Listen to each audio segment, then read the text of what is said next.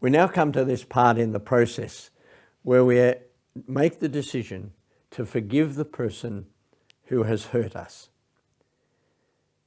Remember, I said that one of the problems with this is very rarely a person who has abused or hurt us, very rarely do they deserve to be forgiven. When I was being counselled myself way back when I was in my late 20s, I was being counselled around this whole area of anger and resentment that I had internalized deeply in my spirit. My counsellor looked at me and said, "You're a Christian." I said, "Yes." He said, "So you believe that Jesus died for your sin?" And I said, "Yes, I do." He said, "Do you believe that Jesus has died for every sin that's ever been committed against you by someone else?" I remember saying to him, "I'm a pastor. I can tell a trick question a mile off." And he smiled and he said, "Answer it." I said, if I said no to that question, it made nonsense out of my first answer. If Jesus has died for my sin, then he's died for everybody else's sin as well. But if I said, yes, I do believe it, it made nonsense out of 20 years of anger. And I didn't want to do that. There was this tremendous resistance inside me to accept the fact that maybe the price had already been paid for that person's sin. But when I did embrace it, when I did understand that there was no way I could avoid that, I realized that it wasn't a problem, it was a gift. It was like God had given me a process by which I might get out of prison. God had given me a gift that I could take and use for my own freedom as a person. And I remember as he led me through the process, he led me through a process where he just got me to recall the things that this person had done, to recall the feelings that I had for this person, and I wept my way through this story.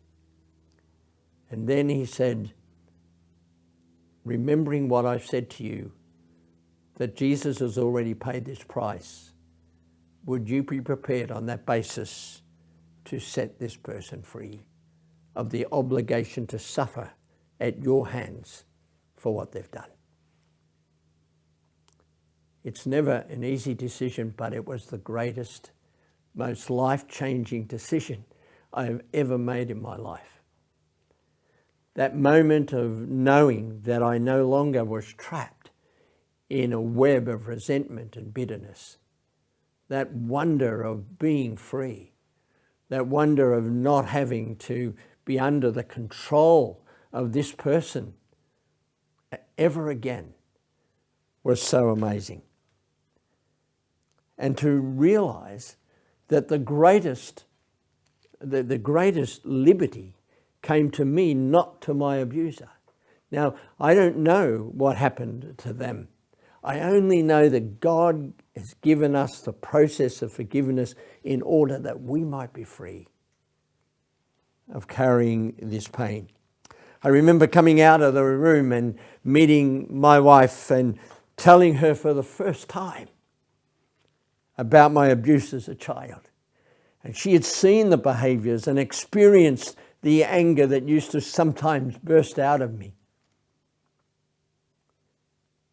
And she just wept with me because she could see the reason, not the excuse, the reason for that, and rejoiced with me that I was free. I want to say to you today, there have been some people who say to me from time to time, you know, when you ask me to forgive the perpetrator of my pain, it's like I'm being victimized all over again. And yes, I can understand you feeling like that. But I want to say that this is the doorway by which you can leave behind, go through and leave behind the pain you've carried for all this time, forgiving as God has forgiven you.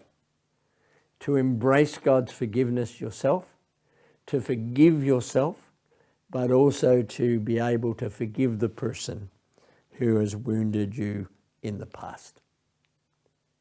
God bless.